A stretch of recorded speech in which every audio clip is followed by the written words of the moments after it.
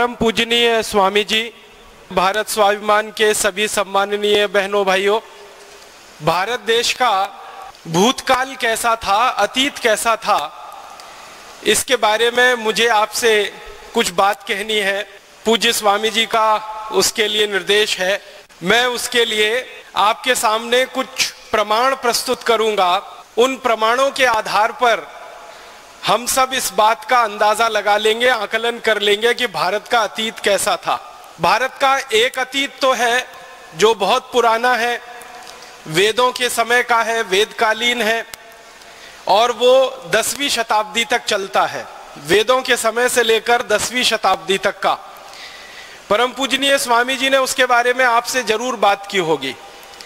मैं आपको भारत के उस अतीत के बारे में बात करूंगा जो अभी हाल में हमारे सामने रहा।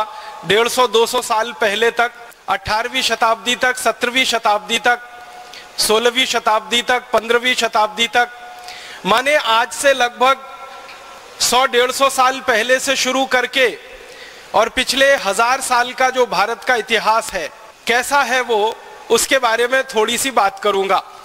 और एक जानकारी आपको स्पष्टता के लिए देना चाहता हूं, वो ये कि भारत के इतिहास पर, भारत के अतीत पर दुनिया भर के 200 से ज्यादा विद्वान इतिहास विशेषज्ञों ने बहुत ज्यादा शोध किया है, बहुत शोध किया है। और दुनिया भर के ये 200 से ज्यादा विद्वान शोधकर्ता, इतिहास के विशेषज्ञ भारत के बारे में क्या कहते रहे हैं, इनमें से कुछ विशेषज्ञों की बात आपके सामने रखूंगा।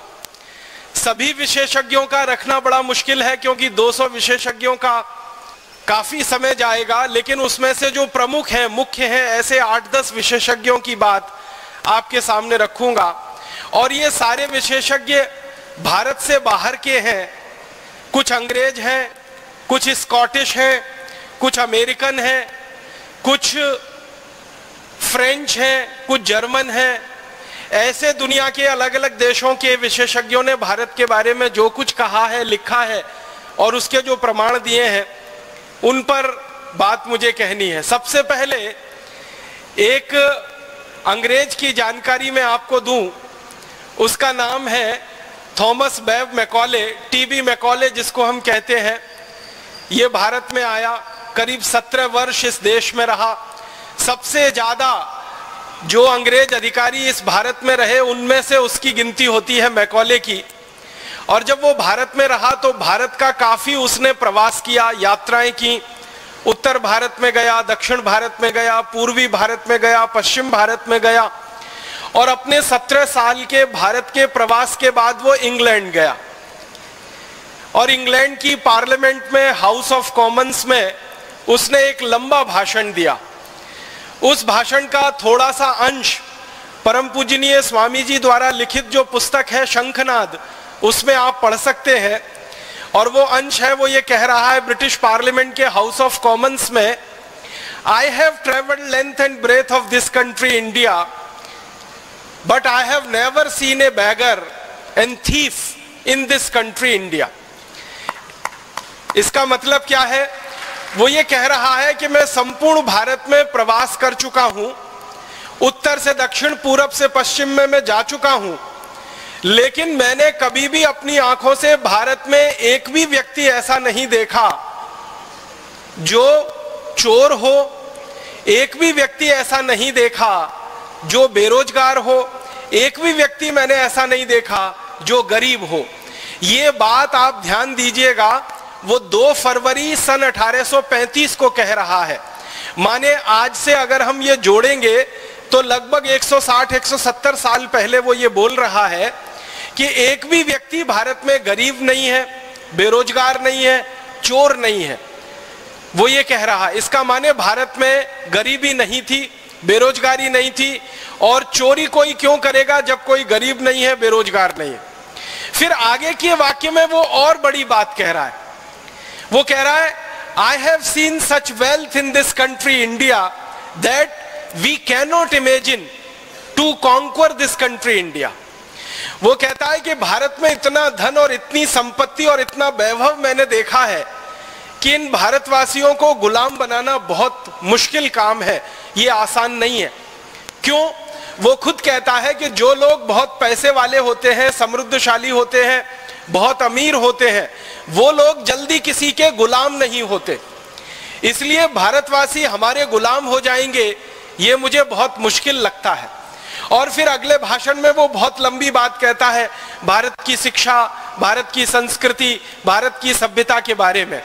मैं उस बात को आगे नहीं ले जाना चाहता, सिर्फ प्रमाण के रूप में 2 फरवरी 1835 को दिए गए उसके भाषण के ये 2-3 वाक्य हैं जो हमारे ध्यान में आने चाहिए कि भारत में एक अंग्रेज घूम रहा है और कह रहा है कहीं गरीब नहीं है, कोई बेरोजगार नहीं है, किसी को चोरी करने की भारत में जरूरत नहीं है। इसका माने भारत कुछ काफी समृद्धशाली देश है। फिर इसी भाषण के अंत में मैकॉले एक वाक्य और कहता है, उसको मैं सीधे सुनाता हूं। वो कहता है कि भारत में जिस व्यक्ति के घर में भी मैं कभी गया तो मैंने देखा कि वहां सोने के सिक्कों का ढेर ऐसे लगा रहता है जैसे कि चने का या गेहूं का ढेर किसानों के घरों में रखा जाता है। माने सामान्य घरों से लेकर विशिष्ट घरों तक सबके पास सोने के सिक्के इतनी अधिक मात्रा में होते हैं कि वो ढेर लगाकर उन सिक्कों को रखते हैं। और वो कह रहा है कि भारतवासी कभी इन सिक्कों को गिन नहीं पाते क्योंकि गिनने की फुर्सत नहीं होती है, इसलिए वो तराजू में तौल कर रखते हैं। किसी के घर में 100 किलो सोना होता है, किसी के घर में 200 किलो होता है, किसी के घर में 500 किलो होता है। इस तरह से सोने का हमारे भारत के घरों में भंडार भरा हुआ है। ये एक प्रमाण मैकॉले का भाषण ब्रिटेन की संसद में 2 फरवरी 1835 को। इसके बाद इससे भी बड़ा एक दूसरा प्रमाण मैं आपको देता हूं। एक अंग्रेज इतिहासकार हुआ, उसका नाम है विलियम डिग्बी। ये बहुत बड़ा इतिहासकार माना जाता है इंग्लैंड में। अंग्रेज लोग इसकी बहुत इज्जत करते हैं, इसका बहुत सम्मान करते हैं। और ना सिर्फ अंग्रेज इसका सम्मान करते हैं, इज्जत करते हैं, बल्कि यूरोप के सभी देशों में विलियम डिग्बी का बहुत सम्मान है, बहुत इज्जत है। अमेरिका में भी इसकी बहुत सम्मान और बहुत इज्जत है। कारण क्या है? विलियम डिग्बी के बारे में कहा जाता है कि वो बिना प्रमाण के कोई बात नहीं कहता और बिना दस्तावेज के, बिना सबूत के वो कुछ लिखता नहीं है। इसलिए इसकी इज्जत पूरे यूरोप और अमेरिका में है। वो विलियम डिग्बी भारत के बारे में एक बड़ी पुस्तक लिखा है। उस पुस्तक का एक अंश थोड़ा सा सुनाता हूं आपको। उसने तो अंग्रेजी में लिखा है, मैं सीधे हिंदी करके बताता हूं। विलियम डिग्बी कहता है कि अंग्रेजों के पहले का भारत विश्व का सर्वसंपन्न कृषि प्रधान देश ही नहीं बल्कि एक सर्वश्रेष्ठ औद्योगिक और व्यापारिक देश भी था। अंग्रेजों से पहले का भारत खाली खेती वाला भारत नहीं था, कृषि वाला भारत नहीं था, वो औद्योगिक और व्यापारिक देश भारत था जो सर्वश्रेष्ठ था। उसके शब्द पर गौर कीजिएगा, वो कह रहा है सर्वश्रेष्ठ, माने दुनिया में भारत के मुकाबले उस जमाने में कोई भी देश नहीं था। और ये बात वो कब कह रहा है? 17वीं शताब्दी में वो कह रहा है। माने आज से अगर हम गिनना शुरू करें तो लगभग 300 साल पहले के भारत के बारे में विलियम डिग्बी कह रहा है कि सारी दुनिया के देशों में भारत औद्योगिक रूप से, व्यापारिक रूप से और कृषि के रूप में सर्वश्रेष्ठ देश है। माने कृषि उत्पादन हमारा सबसे अच्छा है, औद्योगिक उत्पादन दुनिया में सबसे ज्यादा है और व्यापार भी हम दुनिया में सबसे ज्यादा करते हैं। उसके आगे वो कहता है कि भारत की भूमि इतनी उपजाऊ है जितनी दुनिया के किसी देश में नहीं। फिर आगे कहता है कि भारत के व्यापारी इतने ज्यादा होशियार हैं जो दुनिया के किसी देश में नहीं। फिर वो आगे कहता है कि भारत के जो कारीगर हाथ से कपड़ा बनाते हैं, उनका बनाया हुआ कपड़ा, रेशम का तथा अन्य कई वस्तुएं पूरे विश्व के बाजार में बिक रही हैं। और इन वस्तुओं को भारत के व्यापारी जब बेचते हैं तो बदले में इन वस्तुओं के वो सोना और चांदी की मांग करते हैं जो सारे दुनिया के दूसरे व्यापारी आसानी के साथ भारतवासियों को दे देते हैं। इस वाक्य को ठीक से समझिए। वो कह रहा है कि भारत का कपड़ा, भारत की अन्य वस्तुएं दुनिया के बाजार में बिकती हैं और भारतवासी इनको सोने के बदले में बेचते हैं। माने हम कपड़ा बेचते हैं तो सोना लेते हैं, हम दूसरी वस्तुएं बेचते हैं तो सोना लेते हैं। सोने के बदले में ही भारत के व्यापारी इन वस्तुओं का विनिमय दूसरों से करते हैं क्योंकि ये वस्तुएं सर्वश्रेष्ठ हैं और दुनिया में कोई भी दूसरा देश इनको बना नहीं सकता क्योंकि इनकी कारीगरी और इनका हुनर सिर्फ भारत और भारत के ही पास है। फिर वो इसी में आगे कहता है कि भारत देश में इन वस्तुओं की उत्पादन के बाद की जो बिक्री की प्रक्रिया है वो दुनिया के दूसरे बाजारों पर निर्भर है। और ये वस्तुएं जब दूसरे देशों के बाजारों में बिकती हैं तो भारत में सोना और चांदी ऐसे प्रवाहित होता है जैसे नदियों में पानी प्रवाहित होता है। और भारत की नदियों में पानी प्रवाहित होकर जैसे महासागर में गिर जाता है, वैसे ही दुनिया की तमाम नदियों का सोना चांदी भारत में प्रवाहित होकर भारत के महासागर में आकर गिर जाता है। और वो अपनी पुस्तक में कहता है कि दुनिया के देशों का सोना चांदी भारत में आता तो है, लेकिन भारत के बाहर 1 ग्राम सोना और चांदी कभी जाता नहीं है। कारण क्या है? वो कहता है कि भारतवासी दुनिया में सारी वस्तुओं का उत्पादन करते हैं, लेकिन वो कभी किसी से खरीदते कुछ नहीं है। मतलब सीधा सा ये है कि भारत आयात कुछ नहीं करता है, इंपोर्ट कुछ नहीं करता है। जो भी कुछ है भारत, वो सिर्फ एक्सपोर्ट और निर्यात ही करता है। इसका मतलब बहुत साफ है कि आज से 300 साल पहले का भारत निर्यात प्रधान देश था। एक भी वस्तु हम विदेशों से नहीं खरीदते थे और वस्तुओं को बेचकर हम सोना चांदी सारी दुनिया से लेकर आते थे। विलियम डिग्वी जैसा एक बड़ा इतिहासकार हुआ, वो फ्रांस का हुआ। उसका नाम है फ्रांसवा पिराड। फ्रांसवा पिराड ने 1711 में भारत के बारे में एक बहुत बड़ा ग्रंथ लिखा है और उसमें उसने सैकड़ों प्रमाण दिए हैं। उस ग्रंथ में से एक छोटा सा प्रमाण मैं आपको प्रस्तुत करना चाहता हूं। फ्रांसवा पिराड अपनी पुस्तक में कहता है कि भारत देश में मेरी जानकारी में 36 तरह के ऐसे उद्योग चलते हैं जिनमें उत्पादित होने वाली हर वस्तु विदेशों में निर्यात होती है। फिर वो आगे लिखता है कि भारत के सभी शिल्प और उद्योग उत्पादन में सबसे उत्कृष्ट, कलापूर्ण और कीमत में सबसे सस्ते हैं। सोना, चांदी, लोहा, इस्पात, तांबा, अन्य धातुएं, जवाहरात, लकड़ी के सामान, मूल्यवान दुर्लभ पदार्थ, ये सब इतनी ज्यादा विविधता के साथ भारत में बनती हैं जिनके वर्णन का कोई अंत नहीं हो सकता। और जो सबसे महत्व की बात वो कह रहा है कि मुझे जो प्रमाण मिले हैं, फ्रांसवा पिराड अपनी पुस्तक में लिख रहा है कि मुझे जो प्रमाण मिले हैं उनसे ये पता चलता है कि भारत का निर्यात दुनिया के बाजारों में पिछले 3000 वर्षों से अबाधित रूप से बिना रुके हुए लगातार चल रहा है। ये बात वो 1711 में लिख रहा है और कह रहा है कि पिछले 3000 साल से भारत का निर्यात दुनिया के बाजारों में चल रहा है। इसका माने आप अंदाजा लगाइए, 17वीं शताब्दी में, उससे 1000 साल पहले 7वीं शताब्दी में, और उससे 1000 साल पहले, और उससे 1000 साल पहले, अगर ये पूरी गणना हम करते जाएं तो महात्मा बुद्ध के जन्म से लगभग 500 वर्ष पहले, हमारे देश के तीर्थंकर महावीर स्वामी के जन्म से लगभग 650 वर्ष पहले भारत दुनिया के सभी देशों के बाजारों में सबसे ज्यादा निर्यात करने वाला देश है। 3000 साल की गिनती फ्रांसवा पिराड ने भारत के बारे में निकाली है। फिर उसके बाद एक स्कॉटिश है जिसका नाम है मार्टिन।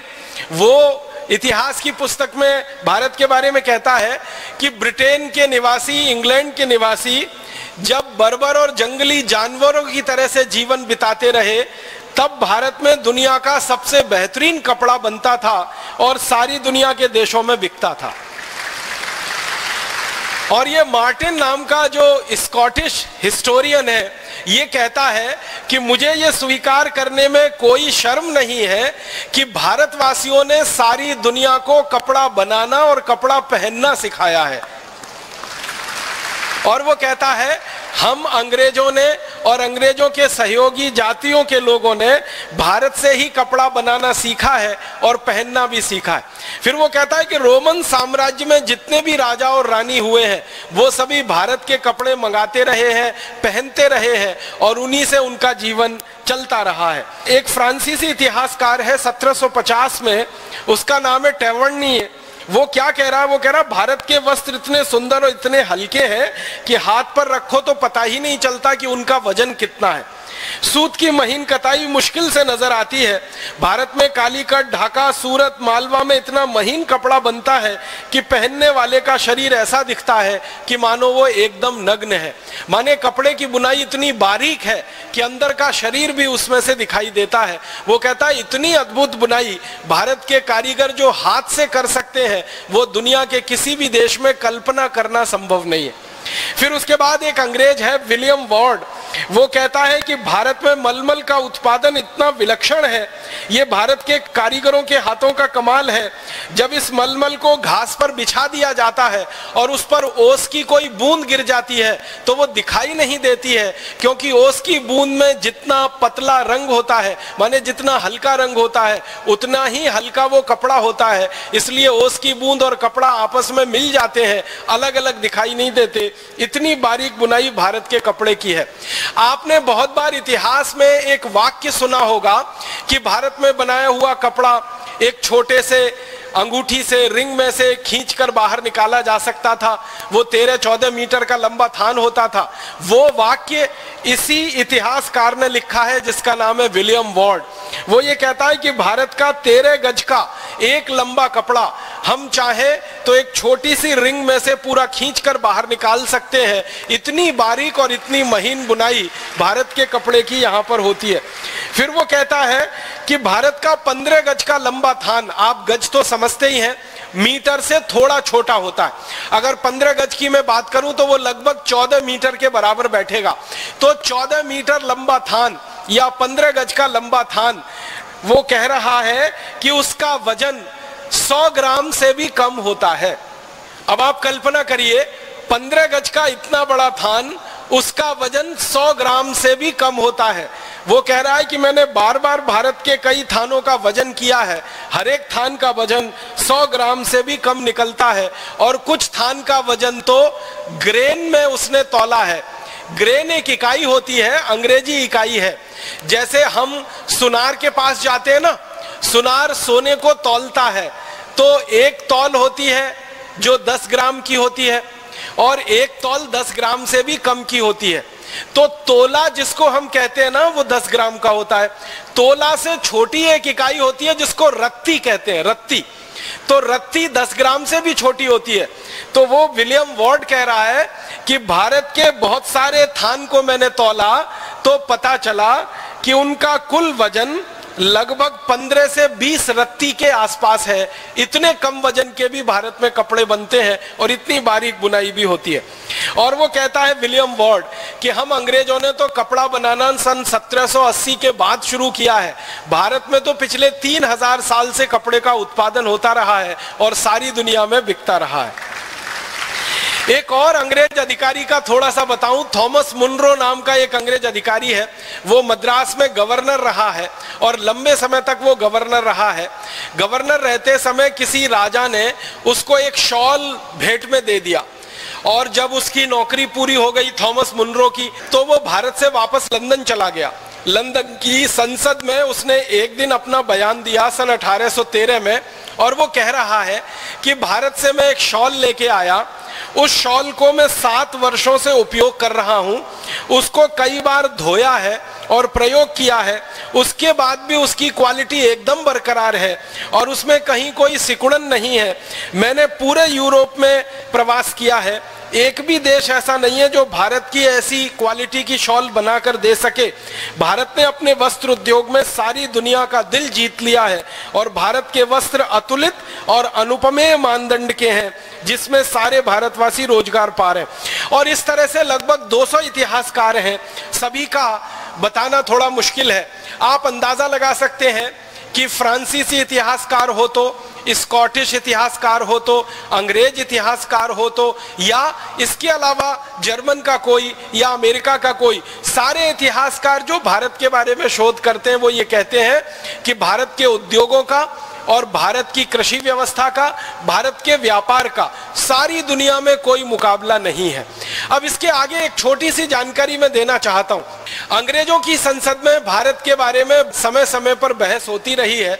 तो सन 1813 में भारत के बारे में एक बहस हो रही है और उस बहस के समय जो अंग्रेजी सांसद बात कर रहे हैं उनमें कई सारी रिपोर्ट हैं, कई सारे सर्वे हैं, सर्वेक्षण हैं जिनका हवाला दिया जा रहा है।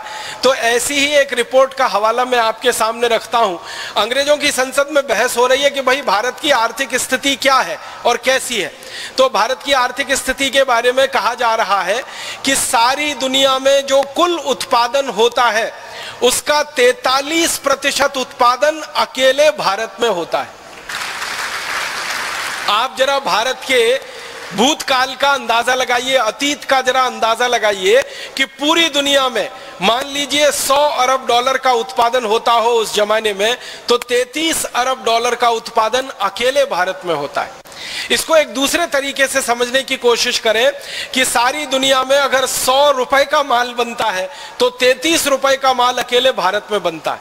अब आप जरा देखिए, दुनिया में 200 देश हैं, 200 देशों में कुल मिलाकर उत्पादन है वो 57% है और भारत अकेले में जो कुल उत्पादन है वो 43% है। माने सारी दुनिया के 200 देशों में से 2-4 को छोड़कर एक तरफ कर दें और भारत अकेला एक तरफ हो जाए तो कई देशों का उत्पादन भारत के अकेले उत्पादन के बराबर बैठता है। इतना बेहतरीन उत्पादन करने वाला ये देश रहा है। और ये आंकड़ा सबसे पहली बार अंग्रेजों की संसद में सन 1813 में कोट किया गया। बाद में इसी आंकड़े को अंग्रेजों ने 1835 में कोट किया और 1840 में भी कोट किया। और अंग्रेजों का यह कहना है कि सन 1840 तक भारत का उत्पादन सारी दुनिया में सबसे अधिक है और वो कुल दुनिया के उत्पादन का 43% है। अब मैं थोड़ी तुलना करूं तो आपको बात समझ में आएगी। आज अगर सारी दुनिया के कुल उत्पादन की बात की जाए तो अमेरिका देश का कुल उत्पादन सारी दुनिया के कुल उत्पादन का लगभग 25% है। और थोड़ा आगे बढ़े तो अमेरिका के साथ चीन नाम के देश का कुल उत्पादन पूरी दुनिया के उत्पादन का लगभग 23% है। ये 23% और 25% चीन और अमेरिका दोनों मिल जाएं तो इनका लगभग कुल उत्पादन जो होता है उससे थोड़ा ही कम भारत का कुल उत्पादन रहा आज से लगभग 250 वर्ष पहले तक। माने आज की दुनिया में चीन और अमेरिका मिलकर जितना कुल उत्पादन करते हैं उतना उत्पादन लगभग उससे थोड़ा कम भारत करता रहा 1840 के साल तक। इतना बड़ा उत्पादक देश था भारत। फिर इसके बाद अंग्रेजों की संसद में और एक आंकड़ा भारत के बारे में कोट किया गया कि सारी दुनिया के व्यापार में भारत का जो हिस्सा है वो लगभग 33% है। इसका मतलब क्या हुआ, पूरी दुनिया में जो सामान बिक रहा है, जो निर्यात हो रहा है, उसमें भारत का निर्यात लगभग 33% है। और ये आंकड़ा अंग्रेजों ने 1840 तक कोट किया है। माने सन 1840 तक सारी दुनिया के बाजार में भारत का माल 33% बिकता है। अब आप 100 रुपए का या 100 अरब डॉलर का निर्यात देखें पूरी दुनिया में तो 33 अरब डॉलर का निर्यात भारत का। 100 अरब डॉलर का उत्पादन देखें पूरी दुनिया में तो 43 अरब डॉलर का उत्पादन भारत का। और इसी तरह से और एक आंकड़ा अंग्रेजों की संसद में भारत के बारे में कोट किया गया और वो आंकड़ा है कि सारी दुनिया की जो कुल आमदनी है, सकल जगत की जो कुल आमदनी है, उस आमदनी का लगभग 27% हिस्सा अकेले भारत का है। तो अब आप कल्पना करिए, दुनिया की कुल आमदनी का 27% हमारा हिस्सा, दुनिया के कुल निर्यात का 33% हमारा हिस्सा और दुनिया के कुल उत्पादन का 43% हमारा हिस्सा। ऐसा बड़ा अद्भुत उत्पादक, निर्यातक और व्यापारी देश भारत रहा है सन 1840 तक। अब उस समय अमेरिका की बात करें तो सन 1840 में सारी दुनिया के निर्यात में अमेरिका का निर्यात जो है वो 1% से कम है। सारी दुनिया के निर्यात में ब्रिटेन का निर्यात सन 1840 तक आधे % से कम है। और पूरे यूरोप का और अमेरिका का निर्यात इकट्ठा कर दिया जाए तो सन 1840 तक सारी दुनिया के निर्यात में ब्रिटेन, अमेरिका और यूरोप के सभी देशों को जोड़ दें तो 3 से 4% से ज्यादा निर्यात उनका नहीं निकलता है। तो एक तरफ यूरोप और अमेरिका है और एक तरफ अकेला भारत है। उनके 27 देशों को इकट्ठा करें, यूरोप यूरोप और अमेरिका मिलाकर तो 3-4% निर्यात कर रहे हैं। अकेले भारत उस समय 33% निर्यात कर रहा है। और ये 27 देशों को इकट्ठा कर दिया जाए यूरोप और अमेरिका के साथ, तो उनका कुल उत्पादन दुनिया में 10 से 12% है और भारत का उत्पादन 43% है। और ये 27 देशों को अमेरिका के साथ इकट्ठा कर दिया जाए यूरोप के, तो उनकी कुल आमदनी दुनिया की आमदनी में 4 से 4.5% है और भारत की कुल आमदनी 27% है। इन आंकड़ों से आप अंदाजा लगा सकते हैं कैसा अद्भुत उत्पादन करने वाला, कितना विशाल दुनिया के बाजार में निर्यात करने वाला देश ये भारत रहा है। थोड़ा आगे बढ़ता हूं और भारत के शिक्षा व्यवस्था के बारे में थोड़ी तकनीकी और विज्ञान की बातें और थोड़ी सी कृषि व्यवस्था की बातें कर लेना चाहता हूं। उद्योगों के साथ साथ इस देश में विज्ञान और तकनीकी का भी बहुत विकास हुआ है और हमारे अतीत के भारत की विज्ञान और तकनीकी के बारे में दुनिया भर के बहुत सारे शोधकर्ताओं ने बहुत सारी पुस्तकें लिखी हैं। ऐसा ही एक अंग्रेज है जिसका नाम है G.W. लिटनर, वो भारत में काफी लंबे समय तक रहा है। और एक दूसरा अंग्रेज जिसका नाम थोड़ी देर पहले मैंने लिया, थॉमस मुनरो, ये भी भारत में काफी दिनों तक रहा। ये दोनों ने भारत की शिक्षा व्यवस्था पर बहुत ज्यादा काम किया है। एक और अंग्रेज है, उसका नाम है पेंडरकास्ट, उसने भारत की टेक्नोलॉजी और विज्ञान पर बहुत ज्यादा काम किया है। और एक अंग्रेज है कैम्पबेल करके, उसने भी भारत की विज्ञान और तकनीकी पर बहुत ज्यादा काम किया। कैम्पबेल का एक छोटा सा वाक्य मैं आपको सुनाता हूं। वो ये कहता है, जिस देश में उत्पादन सबसे अधिक होता है ये तभी संभव है जब उस देश में कारखाने हो, और कारखाने किसी देश में तभी संभव है जब वहां पर कोई तकनीकी हो, टेक्नोलॉजी हो, और टेक्नोलॉजी किसी देश में तभी संभव है जब वहां पर विज्ञान हो, और विज्ञान किसी देश में मूल रूप से शोध के लिए अगर प्रस्तुत है तभी उसमें से तकनीकी का निर्माण होता है।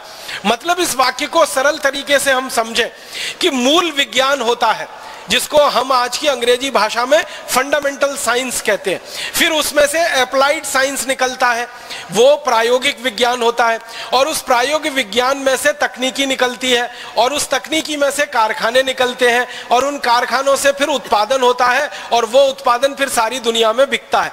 तो ये बात अगर कैम्पबेल कहता है कि भारत में टेक्नोलॉजी हजारों साल से रही है तो कारखाने भी रहे होंगे, तो उसके बारे में जब खोज की गई तो पता चला कि 18वीं शताब्दी तक इस देश में इतनी बेहतरीन टेक्नोलॉजी रही है स्टील बनाने की जो दुनिया में कोई आज कल्पना नहीं कर सकता। स्टील बनाने की जो टेक्नोलॉजी भारत में रही है, लोहा इस्पात बनाने की जो टेक्नोलॉजी भारत में रही है, वैसी दुनिया में किसी देश के पास नहीं है।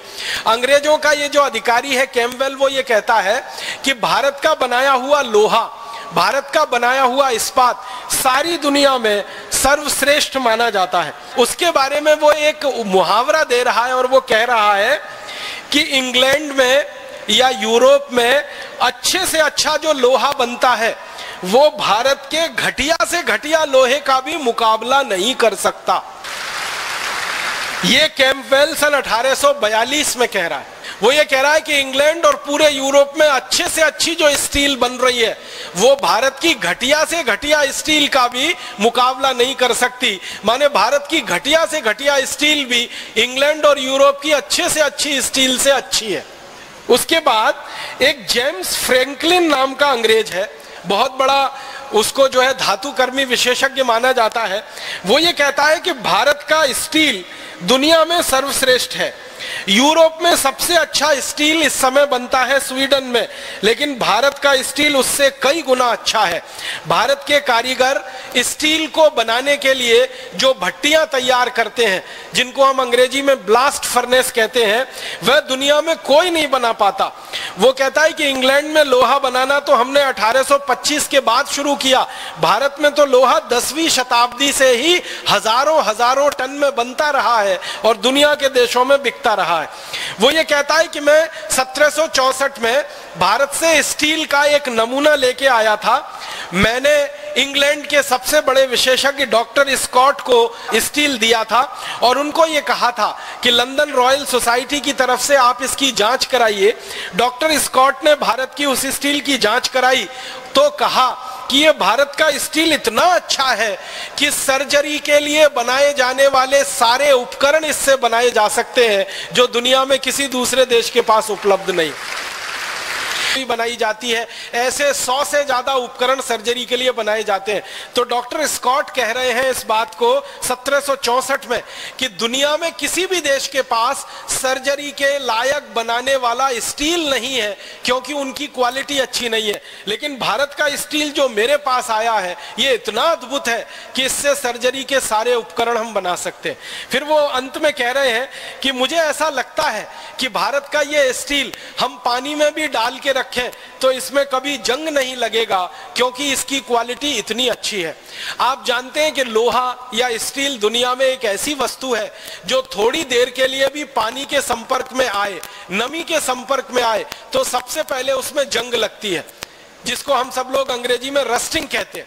लेकिन स्कॉट कह रहा है भारत के स्टील के बारे में कि मुझे लगता है कि इसको पानी में भी डाल के रखें तो बिल्कुल जंग नहीं लगेगी। इस क्वालिटी का स्टील भारत में बन रहा है। अब इसके थोड़ा आगे चलूं, अगर स्टील इतनी अच्छी क्वालिटी का है तो एक अंग्रेज अधिकारी है, उसका नाम है लेफ्टिनेंट कर्नल ए वॉकर। उसने भारत के शिपिंग इंडस्ट्री पर सबसे ज्यादा रिसर्च किया है।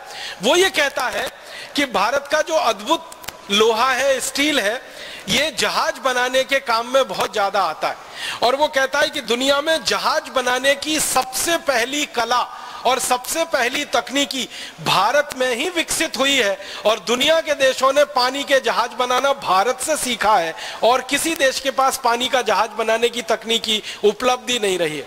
फिर वो कहता है कि भारत इतना विशाल देश है, इसमें लगभग 2 लाख गांव हैं। इन 2 लाख गांव को समुद्र के किनारे स्थापित हुआ माना जाता है। इन सभी गांवों में जहाज बनाने का काम पिछले हजारों वर्षों से चलता है। वो ये कहता है कि हम अंग्रेज लोगों को जहाज खरीदना हो तो हम भारत में जाते हैं और वहां से जहाज खरीद कर लाते हैं। फिर वो अपने आगे कह रहा है कि ईस्ट इंडिया कंपनी के जितने भी पानी के जहाज दुनिया में चल रहे हैं ये सारे के सारे जहाज भारत की स्टील से बने हुए हैं। ये बात मुझे कहते हुए शर्म आती है कि हम अंग्रेज अभी तक इतनी अच्छी क्वालिटी का स्टील बनाना नहीं शुरू कर पाए। फिर वो कहता है कि भारत का कोई पानी का जहाज जो 50 साल चल चुका है पानी में, उसको अगर हम खरीद लें अंग्रेज और खरीदने के बाद उसको ईस्ट इंडिया कंपनी की सेवा में लगाएं तो 50 साल तो वो भारत में चल चुका है, हमारे यहाँ आने के बाद भी वो 20-25 साल और चल जाता है। इतनी मजबूत पानी के जहाज बनाने की कला और टेक्नोलॉजी भारत के कारीगरों के हाथ में है। और फिर वो कहता है कि हम जितने धन में एक नया पानी का जहाज बनाते हैं उतने ही धन में भारतवासी 4 नए जहाज पानी के बना लेते हैं। फिर वो अंत में कहता है कि हम भारत में पुराने पानी के जहाज खरीदें और उसको ईस्ट इंडिया कंपनी की सेवा में लगाएं, यही हमारे लिए अच्छा है। नया जहाज बनाकर हम ईस्ट इंडिया कंपनी को दिवालिया नहीं कर सकते हैं, उसके पैसे बर्बाद नहीं कर सकते। मतलब उसका कहने का ये है कि भारत का पुराने से पुराना पानी का जहाज अंग्रेजों के नए से नए पानी के जहाज से भी अच्छा माना जाता है क्योंकि स्टील की क्वालिटी, लोहे की क्वालिटी इतनी जबरदस्त है। और इसी तरह से वो कहता है कि भारत में टेक्नोलॉजी के लेवल पर ईंट बनती है, ईंट से ईंट को जोड़ने का चूना बनता है और उसके अलावा भारत में 36 तरह के दूसरे टेक्नोलॉजिकल इंडस्ट्रीज हैं। ये सभी उद्योगों में भारत दुनिया में सबसे आगे है। इसलिए हमें भारत से व्यापार करके ये सब तकनीकी लेनी है और इस तकनीकी को इंग्लैंड में लाकर फिर से उसको रिप्रोड्यूस करना है, पुनरुत्पादित करना है। तो भारत टेक्नोलॉजी में बहुत ऊंचा है और इसी तरह से विज्ञान में भी बहुत ऊंचा है। भारत के विज्ञान के बारे में 1-2 नहीं 20 अंग्रेजों ने रिसर्च की है, शोध की है और वो ये कहते हैं कि भारत में विज्ञान की 20 से ज्यादा शाखाएं हैं जो बहुत ज्यादा पुष्पित और पल्लवित हुई हैं। उनमें सबसे बड़ी शाखा है वो खगोल विज्ञान है, दूसरी बड़ी शाखा है वो नक्षत्र विज्ञान है, तीसरी बड़ी शाखा है बर्फ बनाने का विज्ञान है, चौथी बड़ी शाखा है और ऐसी कर करके धातु विज्ञान है, फिर उसके बाद भवन निर्माण के विज्ञान की है। तो ऐसी 20 तरह की वैज्ञानिक शाखाएं पूरे भारत में है। और वॉकर लिख रहा है इस बात को कि भारत में ये जो विज्ञान की ऊंचाई है वो कितनी अधिक है, इसका अंदाजा हम अंग्रेजों को नहीं लगता। एक बात आप सभी जानते हैं वो ये कि एक यूरोप का वैज्ञानिक हुआ, उसका नाम है कोपरनिकस। कोपरनिकस के बारे में सारी दुनिया ये कहती है कि उसने पहली बार बताया कि सूर्य का पृथ्वी के साथ क्या संबंध है। पहली बार सारी दुनिया को पृथ्वी और सूर्य के अंतर संबंधों के बारे में बताने वाला यूरोप का वैज्ञानिक कोपरनिकस माना जाता है।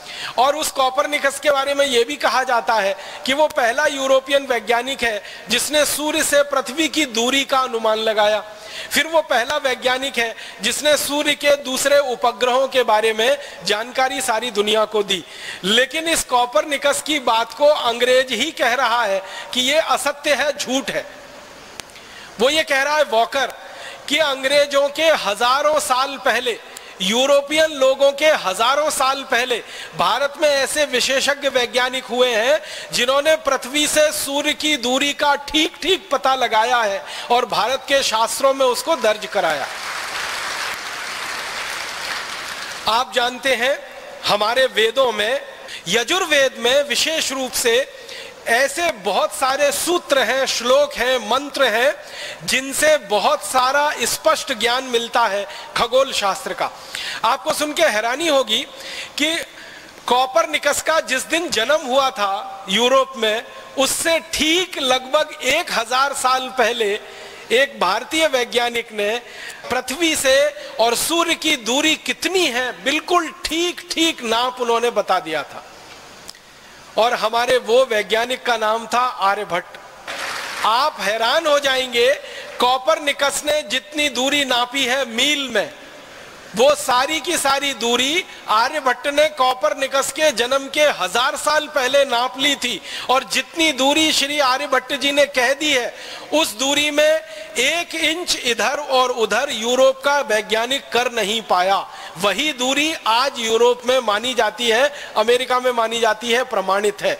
तो आप अंदाजा लगाएं कि जब इस देश में ऐसे वैज्ञानिक रहे हैं जिन्होंने धरती से सूर्य की दूरी नाप ली हो, और वो भी यूरोप से 1000 साल पहले, तो आप अंदाजा लगा सकते हैं कि विज्ञान कितना विकसित रहा होगा इस देश में। और आपको एक रोचक जानकारी देना चाहता हूं कि हमारे देश में ये जो खगोल विज्ञान है ना, ये बहुत गहरा रहा है और इसी पर से नक्षत्र विज्ञान का विकास हुआ है। ये खगोल विज्ञान और नक्षत्र विज्ञान में शोध करने वाले वैज्ञानिकों ने ही दिन और रात कितने बड़े होंगे, 12 घंटे का दिन होगा, 12 घंटे की रात होगी, 14 घंटे का दिन होगा, या 10 घंटे की रात होगी, या 10 घंटे का दिन होगा, 14 घंटे की रात होगी, सर्दियों में अलग होगी, गर्मियों में अलग होगी, बरसात में कैसी होगी, ये सारे के सारे आंकड़े दिन और रात के समय के, ये भारत के वैज्ञानिकों के द्वारा निकाले गए हैं और सारी दुनिया में उनका प्रचार और प्रसार हुआ है। हम अभी दिन की गणना करते हैं कि आज हमारा दिन रविवार है, दूसरा दिन सोमवार है, तीसरा दिन मंगलवार है, चौथा दिन बुधवार है, पांचवा दिन गुरुवार है, शुक्रवार है, शनिवार है। ये जो दिनों की हम गिनती करते हैं और इनके जो नाम हमने रखे हुए हैं, रवि, सोम, मंगल, बुध, आपको शायद ये मालूम होगा, नहीं तो मैं कहना चाहता हूं, ये सारे दिनों का नामकरण और इनकी अवधि पूरी की पूरी महान महर्षि आर्यभट्ट की निकाली हुई है और उनके द्वारा ये दिन तय किए हुए।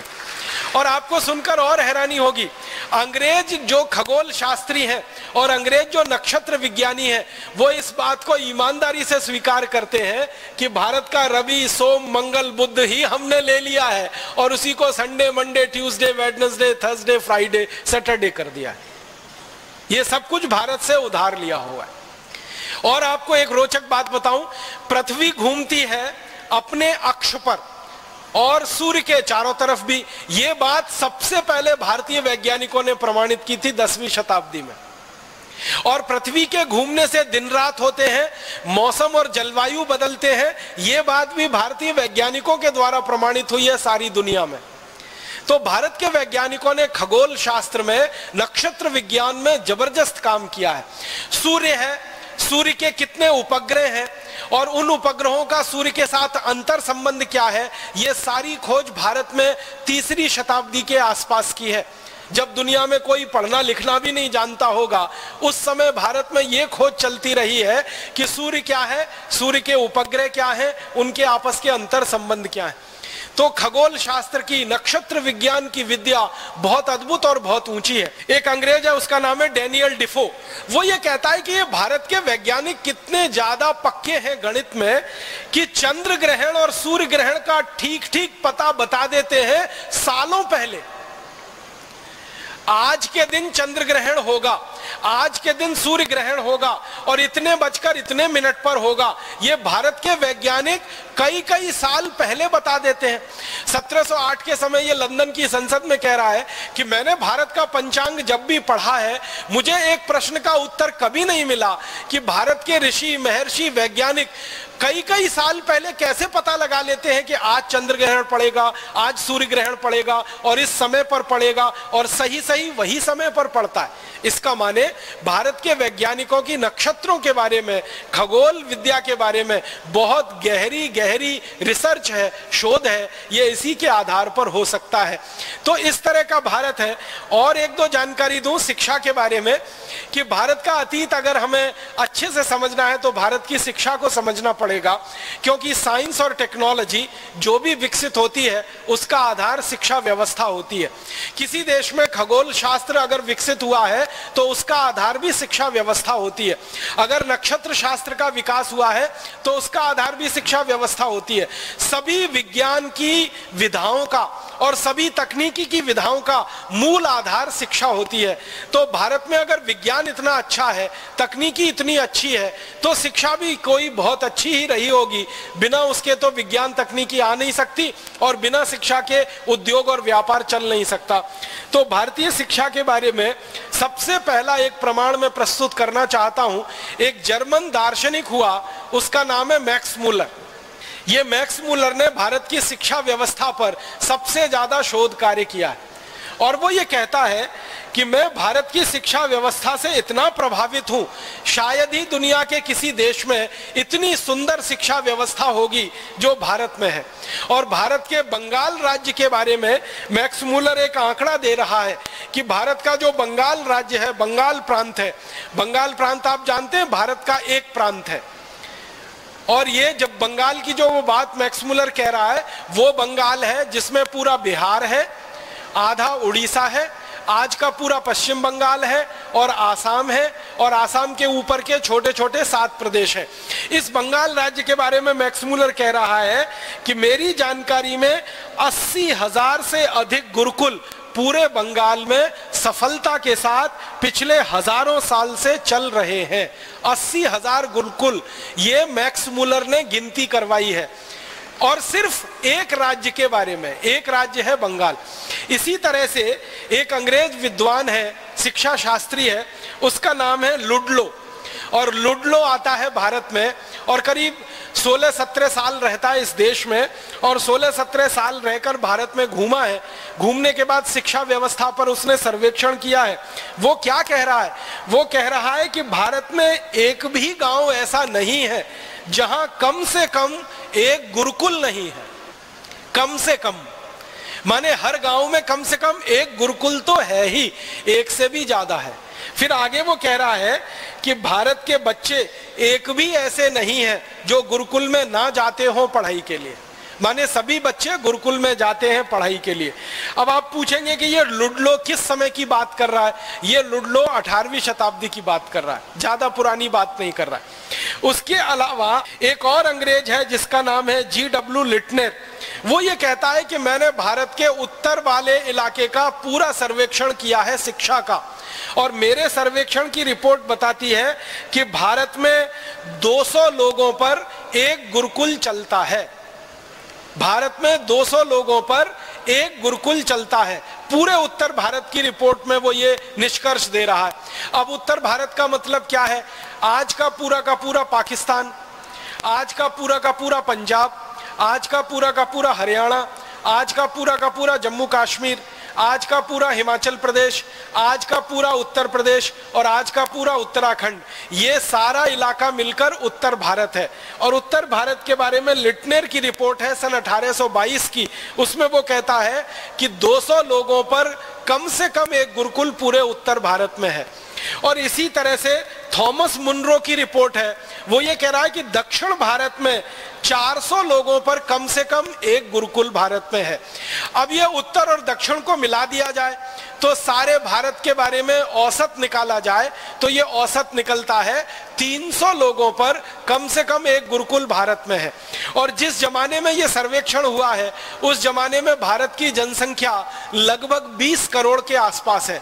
तो 20 करोड़ की जनसंख्या में 300 लोगों पर अगर एक गुरुकुल आप निकालेंगे तो कुल 20 करोड़ लोगों के ऊपर लगभग 7,32,000 के आसपास गुरुकुल निकलते हैं। माने संपूर्ण भारत देश में लगभग 7,32,000 गुरुकुल हैं। 1822 के आसपास के ये आंकड़े हैं। इसका मतलब क्या है? आप और इस बात को हैरानी से समझने की कोशिश करिए कि सन 1822 में भारत में 7,32,000 अगर गुरुकुल हैं तो गांव कितने हैं? तो आपको मालूम है अंग्रेज 10-10 वर्ष में भारत की जनसंख्या का सर्वेक्षण करते रहते थे। तो उस जमाने के सर्वेक्षण से पता चला कि भारत में कुल गांवों की संख्या भी लगभग 7,32,000 ही है। माने जितने गांव हैं उतने ही गुरुकुल इस देश में हैं। माने हर गांव में पढ़ने के लिए पूरी की पूरी व्यवस्था है। आज की भाषा में कहें तो कम से कम एक स्कूल हर गांव में है। इसी रिपोर्ट में आगे चले तो और एक अद्भुत बात पता चलती है कि सन 1822 में भारत में तो हर गांव में एक स्कूल है। तो इंग्लैंड की जरा बात करें, यूरोप की जरा बात करें कि वहां कितने स्कूल हैं और वहां कितने गांव में कितने स्कूल हैं, कितनी आबादी पे कितना स्कूल है। तो अंग्रेजों के इतिहास के बारे में पता चलता है कि सन 1868 तक तो पूरे इंग्लैंड में सामान्य बच्चों को पढ़ाने के लिए एक भी स्कूल नहीं था। 1868 तक। और हमारे यहाँ 1822 तक पूरे भारत देश में हर गांव में एक गुरुकुल था सामान्य बच्चों को पढ़ाने के लिए। मतलब हमारी शिक्षा व्यवस्था अंग्रेजों से बहुत बहुत बहुत आगे थी। और इसी D.W. लिटनेर की रिपोर्ट में मैं आपसे आगे कहूं, लिटनेर कहता है कि संपूर्ण भारत देश में 97% साक्षरता की दर है। माने 97% भारतवासी सुशिक्षित हैं, साक्षर हैं। सिर्फ 3% भारतवासी हैं जिनको पढ़ने का कोई मौका शायद जीवन में नहीं मिला है। तो 97% साक्षरता है हमारे देश में। अब अगर आज के भारत की बात करें, 2009 के भारत की बात करें तो आपको मालूम है इस समय भारत में साक्षरता की दर पूरी ताकत लगा के, जब भारत देश में सर्व शिक्षा अभियान चल रहा है, ऊपर से नीचे तक हजारों करोड़ रुपए खर्च किए जा रहे हैं, तब हमारे देश में साक्षरता की दर मात्र 50% पहुंच पाई है।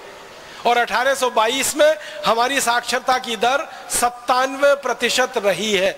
इसका माने हमारी शिक्षा व्यवस्था आज जो है इससे कई गुना अच्छी अंग्रेजों से पहले इस देश में रही है। फिर भारत की शिक्षा व्यवस्था के बारे में एक और अद्भुत बात है जो सारी दुनिया के लिए जानने योग्य है। भारत की शिक्षा व्यवस्था में क्या है कि ये सभी जो गुरुकुल हैं, इन गुरुकुलों को चलाने के लिए कभी भी किसी राजा से कोई दान और अनुदान नहीं लिया जाता।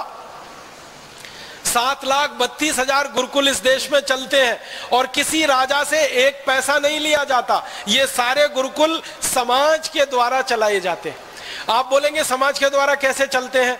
हमारे गांव-गांव में जहां जहां गुरुकुल रहे हैं वहां समाज के लोगों ने गुरुकुल के लिए भूमि दान कर रखी है और उस भूमि पर जितना उत्पादन होता है उस उत्पादन की आय से गुरुकुल आराम से चलता है।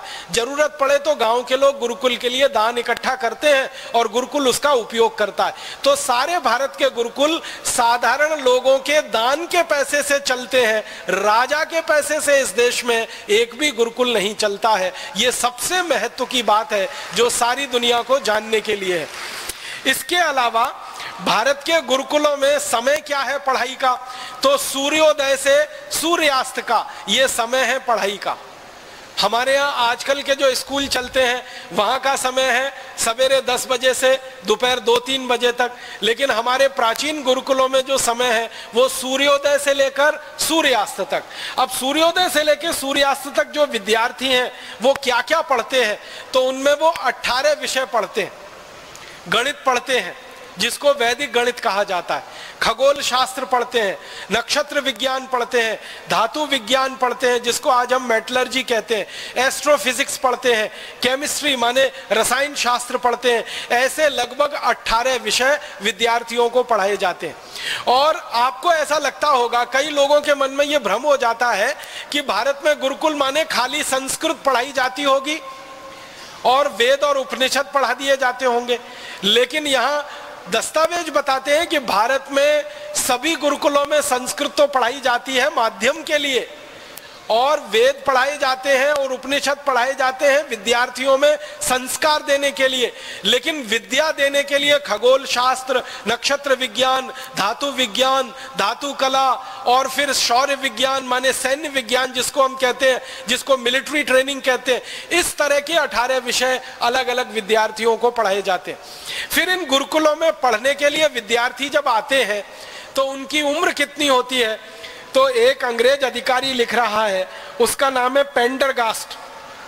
वो कहता है कि जब कोई बच्चा भारत में 5 साल 5 महीने और 5 दिन का हो जाता है, बस उसी दिन उसका गुरुकुल में प्रवेश हो जाता है। 5 साल 5 महीने और 5 दिन का हो जाता है, उसी दिन बच्चे का प्रवेश गुरुकुल में हो जाता है और लगातार 14 वर्ष तक वो गुरुकुल में पढ़ता है और 14 वर्ष की शिक्षा पूरी करके वो गुरुकुल से बाहर निकलता है तो एक संपूर्ण मानव बन के निकलता है और वो जिम्मेदारी परिवार की उठा सकता है, समाज की उठा सकता है और देश की उठा सकता है। और पेंडरगास्ट कहता है कि शिक्षा भारत में इतनी आसान है कि गरीब हो या अमीर हो, पैसे वाला हो या बिना पैसे वाला हो, सबके लिए शिक्षा समान है और सबके लिए व्यवस्था समान है। और आपने तो ये बात बहुत बार सुनी होगी कि हमारे देश में गुरुकुलों की व्यवस्था ऐसी ही रही है कि भगवान श्री कृष्ण भी जिस गुरुकुल में पढ़े उसी गुरुकुल में उनके मित्र सुदामा भी पढ़े। और सुदामा की आर्थिक स्थिति के बारे में आप जानते हैं कि भगवान कृष्ण को मुट्ठी भर चावल नहीं खिला सकते, इतनी आर्थिक स्थिति कमजोर है, फिर भी सुदामा को गुरुकुल में प्रवेश मिला है और श्री कृष्ण के साथ बैठकर उन्होंने शिक्षा ग्रहण की है। माने एक तरफ करोड़पति का बेटा और दूसरी तरफ रोडपति का बेटा, दोनों एक ही जगह बैठकर समान शिक्षा ले रहे हैं और गुरु उनको समान भाव से शिक्षा दे रहा है। भारतीय गुरुकुलों की यह अद्भुत विशेषता है। सारी दुनिया के विद्वान इस बात पर भारत की बहुत प्रशंसा करते हैं। वो ये कहते हैं कि भारत की शिक्षा हमेशा से निशुल्क रही है और इस निशुल्क शिक्षा के कारण गरीब हो या अमीर सबको पढ़ने की व्यवस्था भारत में रही है। माने बहुत ज्यादा पैसा है वही पढ़ पाएगा, जिसके पास पैसा नहीं है वो नहीं पढ़ पाएगा। ये भारत के गुरुकुलों में कभी नहीं रहा। थोड़ा आगे बढ़ता हूं, इन गुरुकुलों के आधार पर जो भारत में चलता रहा है वो क्या है? इन गुरुकुलों में विद्यार्थी धातु विज्ञान सीखते हैं या नक्षत्र विज्ञान सीखते हैं या खगोल विज्ञान सीखते हैं या धातु कर्म सीखते हैं या भवन विज्ञान सीखते हैं। जो कुछ भी सीखते हैं और सीखकर निकलते हैं शायद वही बड़े बड़े वैज्ञानिक और इंजीनियर हो जाते हैं। 14 वर्ष की पढ़ाई सामान्य नहीं होती है। आज की आधुनिक शिक्षा व्यवस्था में अगर हम देखें तो यहाँ 14 वर्ष की पढ़ाई तो जो प्रोफेशनल एजुकेशन है उसी में होती है। यहाँ तो भारत में सामान्य गुरुकुलों में 14 वर्ष की पढ़ाई होती है और इसके बाद विशेषज्ञता हासिल करनी है, पंडित होना है, पांडित्य आपको लाना है तो उसके लिए उच्च शिक्षा के केंद्र इस देश में चलते हैं, जिनको उच्च शिक्षा केंद्र अंग्रेजों ने कहा है। आज हम उनको भारत में यूनिवर्सिटी और कॉलेजेस कह सकते हैं। आज इस भारत देश में 2009 में भारत सरकार के लाखों करोड़ों रुपए खर्च होने के बाद लगभग 13,500 कॉलेजेस हैं, प्राइवेट और सरकारी सब मिलाकर, और 450 विश्वविद्यालय हैं, निजी और सरकारी दोनों मिलाकर। 13,500 कॉलेजेस हैं और 450 विश्वविद्यालय हैं, जब लाखों करोड़ों रुपए सरकार ने खर्च किया है। अब मैं आपको 1822 के बारे में जानकारी देता हूं कि 1822 में अकेले मद्रास प्रांत में, मद्रास प्रेसिडेंसी उसको कहा जाता है, अकेले मद्रास प्रांत में, मद्रास प्रांत का मतलब क्या है? आंध्र प्रदेश, तमिलनाडु, केरल और कर्नाटक का कुछ हिस्सा, ये पूरा मद्रास प्रांत है। अकेले मद्रास प्रांत में 1822 में 11,575 कॉलेजेस रहे हैं और 109 विश्वविद्यालय रहे हैं अकेले मद्रास प्रांत में। और फिर मद्रास प्रांत के बाद ऐसे ही मुंबई प्रांत है, और फिर मुंबई प्रांत के बाद ऐसे ही पंजाब प्रांत है, फिर नॉर्थ वेस्ट फ्रंटियर है। ये चारों स्थानों को मिला दिया जाए तो भारत में लगभग 14,000 से भी ऊपर कॉलेजेस रहे हैं और लगभग 500 से 525 के बीच में विश्वविद्यालय रहे हैं। अब विश्वविद्यालय आज से ज्यादा, कॉलेजेस भी आज से ज्यादा। सन 1822 में भारत की ये स्थिति है। माने उच्च शिक्षा भारत में अद्भुत रही है अंग्रेजों के आने के पहले तक। माध्यमिक शिक्षा तो अद्भुत है ही, प्राथमिक शिक्षा भी बहुत अद्भुत है, लेकिन उच्च शिक्षा भी इस देश में अद्भुत है। और इन कॉलेजेस में विशेष रूप से जो कॉलेजेस रहे हैं, अभियांत्रिकी के अलग कॉलेजेस हैं, इंजीनियरिंग के अलग कॉलेजेस हैं, सर्जरी के अलग कॉलेज हैं, मेडिसिन के अलग कॉलेज हैं, जिनको आज हम कहते हैं ना मेडिकल कॉलेज अलग है, इंजीनियरिंग कॉलेज अलग है, मैनेजमेंट के कॉलेजेस अलग हैं। ये तो भारत में 1822 में भी है। सर्जरी के विश्वविद्यालय अलग है, और ये हमारे चिकित्सा विज्ञान में जिसको हम आयुर्वेद कहते हैं इसके विश्वविद्यालय अलग हैं, और मैनेजमेंट के विश्वविद्यालय अलग हैं। ये पूरे भारत में फैले हुए हैं और पूरे भारत के विद्यार्थियों की व्यवस्था यहाँ पर है। हमने सुना है तक्षशिला एक विश्वविद्यालय कभी होता था, हमने सुना है कभी नालंदा नाम का एक विश्वविद्यालय होता था। ये तक्षशिला नालंदा तो दो नाम है, ऐसे तो 500 से ज्यादा विश्वविद्यालय संपूर्ण भारत देश में हमारे आज से लगभग 150 पौने 200 साल तक रहे हैं। तक्षशिला नालंदा तो आज से 2500 साल पहले की कहानी है, लेकिन 150 पौने 200 साल पहले के भारत में 525 से ज्यादा विश्वविद्यालय हैं और 14,000 के आसपास डिग्री कॉलेजेस हैं। तो शिक्षा व्यवस्था में भारत अद्भुत है पूरी दुनिया में। आपको एक हंसी की बात मैं कहूं वो ये कि पूरे यूरोप में ऐसा माना जाता है कि सबसे पहले शिक्षा व्यवस्था सामान्य लोगों के लिए इंग्लैंड में आई, और वो सन 1868 में आई। इसका माने यूरोप के देशों में तो उसके और बाद में आई। तो आप बोलेंगे 1868 के पहले इंग्लैंड में स्कूल नहीं थे। स्कूल नहीं थे, ये बात को सही तरह से समझना है। राजाओं के जो बच्चे होते थे, राजाओं के जो अधिकारी होते थे, उन्हीं के लिए स्कूल होते थे, और वो राजाओं के महल में चला करते थे। वो सामान्य रूप से सार्वजनिक स्थानों पर नहीं चला करते थे, और साधारण लोगों को उनमें प्रवेश भी नहीं था। इंग्लैंड और यूरोप में ये माना जाता था कि शिक्षा जो है वो विशेषज्ञों के लिए है, और राजा विशेषज्ञ है तो राजा को शिक्षा है, उसके बच्चों को शिक्षा है, उसके अधिकारियों के बच्चों को शिक्षा है। आम आदमी को शिक्षित होने की जरूरत नहीं है। क्यों? तो यूरोप के दार्शनिक कहते हैं कि आम आदमी को तो गुलाम बन के रहना है, उसको शिक्षित होने से फायदा क्या है। दुनिया में बहुत बड़ा दार्शनिक माना जाता है अरस्तु, और उससे भी बड़ा माना जाता है सुकरात। अरस्तु और सुकरात दोनों कहते हैं कि सामान्य लोगों को शिक्षा नहीं देनी चाहिए, शिक्षा सिर्फ राजा के बच्चों को और अधिकारियों के बच्चों को ही देनी चाहिए। तो उनके लिए कुछ पढ़ने और पढ़ाने की व्यवस्था है, आम बच्चों के लिए नहीं है। जबकि भारत में बिल्कुल उल्टा है, शिक्षा आम बच्चों के लिए है, साधारण बच्चों के लिए है, वो गरीब हो या अमीर हो। ऐसी अद्भुत शिक्षा व्यवस्था हमारे देश में रही है।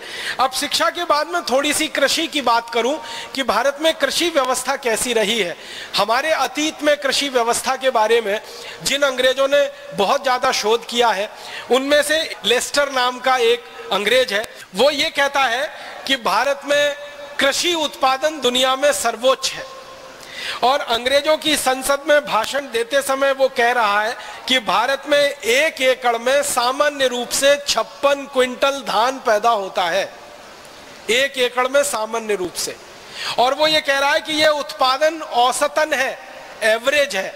वो ये कहता है कि भारत के कुछ इलाके तो ऐसे हैं जहां 1 एकड़ में 70 से 75 कुंटल तक धान होता है, और कुछ इलाके ऐसे हैं जहां 45 से 50 कुंटल धान पैदा होता है। और वो कहता है कि मैंने औसत निकाला है पूरे भारत का, तो 56 कुंटल धान पैदा होता है भारत की खेती में।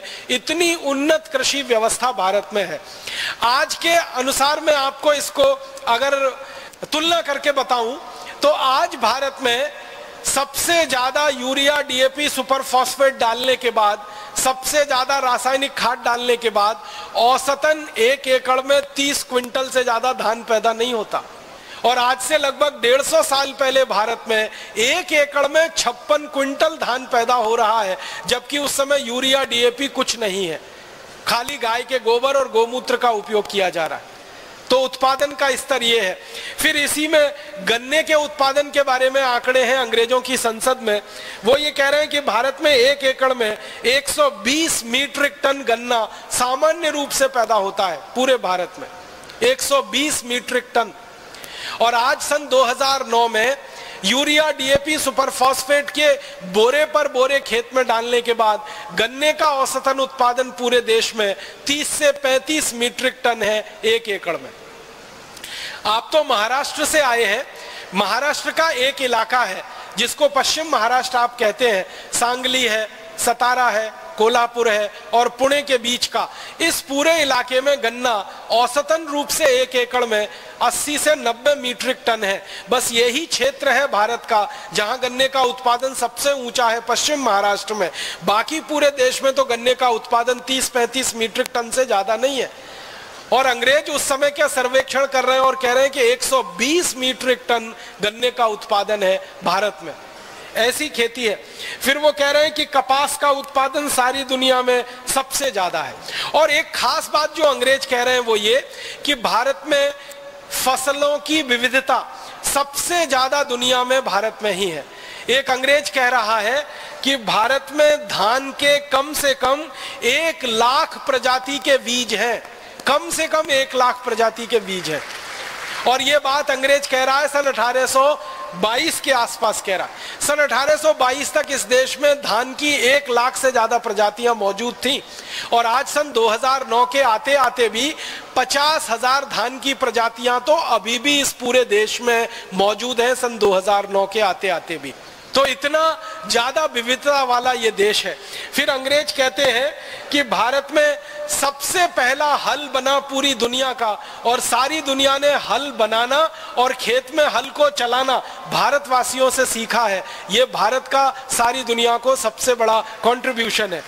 फिर एक अंग्रेज कहता है कि हल के अलावा खुरपी आप समझते हैं निराई गुड़ाई करने के लिए उपयोग में आती है। खुरपी है, खुरपा है, हसिया है, हथौड़ा है, बेलची है, कुदाली है, फावड़ा है, पवित्र है, रहट है। ये सभी शब्द आपके शायद जाने पहचाने हैं। अंग्रेज कहते हैं कि ये सब चीजें दुनिया में बाद में आई हैं, भारत में सैकड़ों साल पहले ही ये बन चुकी हैं और इनका उपयोग होता रहा है। माने खुरपी, खुरपा, हसिया, फावड़ा, कुदाली जो सारी दुनिया में आज भी इस्तेमाल होते हैं खेत के लिए, वो भारत में सबसे पहले विकसित हुई हैं। और बीज को एक पंक्ति में बोने की जो परंपरा है वो हजारों साल पहले भारत में विकसित हुई है। दूसरे देशों को तो उसकी कभी कल्पना नहीं रही है। और इसी तरह अंग्रेजों के इंग्लैंड में 1750 में पहली बार कुछ किसानों ने भारत आकर खेती सीखी और यहां से जाकर अपने इंग्लैंड में उन्होंने कुछ प्रयोग किए और उसके बाद खेती का काम थोड़ा बहुत उनके यहाँ आगे बढ़ा। उसके पहले कोई उनके यहाँ रिकॉर्ड्स नहीं मिलते हैं कि खेती उनके यहाँ कोई बहुत अच्छी होती थी। तो आप पूछेंगे 1750 के पहले ये इंग्लैंड वाले जीते कैसे थे या स्कॉटलैंड वाले कैसे जीते थे अगर खेती इतनी अच्छी नहीं थी। वो जंगल के द्वारा होने वाले उत्पादन और पशुओं को शिकार करके उनके द्वारा उत्पादित होने वाले मांस पर जिंदा रहते थे। जंगल से जो कुछ मिल गया और पशुओं को मारकर जो मांस पैदा कर लिया उसी को खाकर उनका जीवन हजारों साल गुजरा है। और जिस समय इंग्लैंड वाले या यूरोप वाले 2 ही चीजें खा पाते थे, या तो मांस या तो जंगल के फल, उस समय भारत में खाने के लिए 1 लाख किस्म के चावल उपलब्ध हुआ करते थे। तो बाकी चीजों की तो बात छोड़ दीजिए आप। तो ऐसी अद्भुत हमारी कृषि व्यवस्था रही है। और इसी कृषि व्यवस्था के साथ थोड़ा आगे 2-3 बातें और कहता हूं कि कृषि व्यवस्था जब इतनी अद्भुत रही हमारे देश में तो उत्पादन सारी दुनिया में सबसे ज्यादा हम करते रहे और उस उत्पादन को दुनिया भर के देशों में हम निर्यात करते रहे। तो भारत से लोहा ही निर्यात नहीं किया हमने, कपड़ा ही निर्यात नहीं किया है। हजारों साल तक भारत का चावल दुनिया में निर्यात हुआ है। हजारों साल तक दालें भारत ने दुनिया को निर्यात की हैं। हजारों साल तक भारत में बनाया हुआ गुड़, ये जो शक्कर बनती है ना, चीनी, ये तो अभी 100 साल पहले बनना शुरू हुई है। उसके पहले गुड़ बनता था और गुड़िया शक्कर बनती थी। तो गुड़ और गुड़िया शक्कर सारी दुनिया को हजारों साल तक भारत ने उत्पादित करके खिलाई है, और खाने पीने की हजारों हजारों चीजें दुनिया भर के देश हमसे खरीदते रहे हैं, और हमको बदले में सोना चांदी हीरे जवाहरात मिलते रहे। अब मैं एक आखिरी बात कहना चाहता हूं आपसे, वो ये कि भारत ने कृषि उत्पादन में सर्वोच्चता हासिल की, भारत ने औद्योगिक उत्पादन में सर्वोच्चता हासिल की, भारत ने व्यापार में सर्वोच्चता हासिल की। ये सबका आधार था भारत की शिक्षा व्यवस्था। अगर शिक्षा व्यवस्था अच्छी नहीं होती तो शायद भारत ये कोई भी काम अच्छा नहीं कर पाता। किसी भी देश का तरक्की का पैमाना हम जब नापते हैं ना कि इस देश का कितना विकास है, तो दो ही चीजों से वो पैमाना नापा जाता है और बनता है। पहला होता है स्वास्थ्य और दूसरा होता है चिकित्सा। भारत का स्वास्थ्य दुनिया में सबसे अद्भुत रहा है, क्योंकि इस देश में चिकित्सा विज्ञान दुनिया में सबसे ज्यादा उन्नत स्थिति में रहा है। चिकित्सा विज्ञान में हजारों हजारों किस्म की आयुर्वेद की जड़ी बूटियां और सर्जरी की सारी विद्या पूरी दुनिया को यहीं से गई है। और अभी जो सर्जरी के पुराने दस्तावेज मिलते हैं वो बताते हैं कि भारत में हिमाचल प्रदेश और पूरा महाराष्ट्र, कर्नाटक, आंध्र प्रदेश, तमिलनाडु, केरल, ये 7-8 राज्य थे जहां सर्जरी के सबसे बड़े शोध केंद्र चला करते थे, और एक दो नहीं हजारों हजारों सर्जरी के विशेषज्ञ इन केंद्रों में पढ़कर तैयार होते थे और समाज की सेवा करते थे। आपको सुनकर हैरानी होगी, जब दुनिया में कोई नहीं जानता था, आंख में मोतियाबिंद का पहला ऑपरेशन भारत में हुआ है, और जिसको आज हम राइनोप्लास्टी कहते हैं, सर्जरी की सबसे आधुनिकतम विज्ञा, उसका सबसे पहला परीक्षण और प्रयोग भी भारत में हुआ है। और इंग्लैंड की जो रॉयल सोसाइटी ऑफ सर्जन है, वो अपने इतिहास में लिखते हैं कि हमने सर्जरी भारत से सीखी है, और उसके बाद पूरे यूरोप को हमने ये सर्जरी सिखाई है। तो भारत चिकित्सा में बहुत ऊंचा, भारत तकनीकी में बहुत ऊंचा, भारत विज्ञान में बहुत ऊंचा, भारत उद्योग में बहुत ऊंचा, और इन सब के बाद भारत व्यापार में बहुत ऊंचा, और ये सबका आधार भारत शिक्षा व्यवस्था में सबसे ऊंचा। ऐसा अद्भुत देश हमारा भारत रहा है जो अंग्रेजों के आने के पहले तक था। तो फिर आप बोलेंगे इतनी गिरावट भारत में कैसे आई? ये सारी गिरावट भारत में आई अंग्रेजों की नीतियों के कारण और अंग्रेजों के कानूनों के कारण। अंग्रेजों ने देखा कि भारत की सारी व्यवस्थाएं इतनी अद्भुत हैं, तो इन सारी व्यवस्थाओं को खत्म करना है, तोड़ना है, क्योंकि गुलाम बनाना है भारत को। मैकॉले कहता है कि भारत को गुलाम बनाना है तो भारत की संस्कृति, सभ्यता, शिक्षा, इन सबका नाश करना पड़ेगा। तो उनका नाश करने के लिए उन्होंने कानून बनाए। सबसे पहले एक कानून बनाया इंडियन एजुकेशन एक्ट, और उस कानून के आधार पर भारत के गुरुकुल बंद किए गए, और धीरे धीरे भारत की शिक्षा व्यवस्था का नाश हो गया। फिर अंग्रेजों ने एक दूसरा कानून बनाया कि भारत की वस्तुओं पर ज्यादा से ज्यादा कर लगाओ और अंग्रेजी वस्तुओं को भारत में टैक्स फ्री कराओ। उसके बाद भारत के कारखाने बंद हो गए, फिर भारत का निर्यात खत्म हो गया। फिर भारत की कृषि व्यवस्था के लिए अंग्रेजों ने कानून बनाया कि किसानों के ऊपर 90% लगान लगाओ, और किसानों की जमीनें छीनने के लिए लैंड एक्विजिशन एक्ट बनाओ। उसके बाद हिंदुस्तान के किसान बर्बाद हो गए। फिर किसानों के काम आने वाली गाय और बैल, इनका कत्ल कराओ, और सबसे पहला कत्ल खाना अंग्रेजों ने शुरू किया कलकत्ता में, जो आज भी चल रहा है। अंग्रेज उसमें 350 गाय रोज काटते थे, अब उस कत्ल खाने में 14,000 गाय रोज कट रही है। तो ये सारी की सारी दुर्व्यवस्था जो हमारे यहाँ पैदा हुई, वो अंग्रेजों की गलत नीतियों के कारण और अंग्रेजों के गलत शासन व्यवस्था के कानूनों के कारण हुई।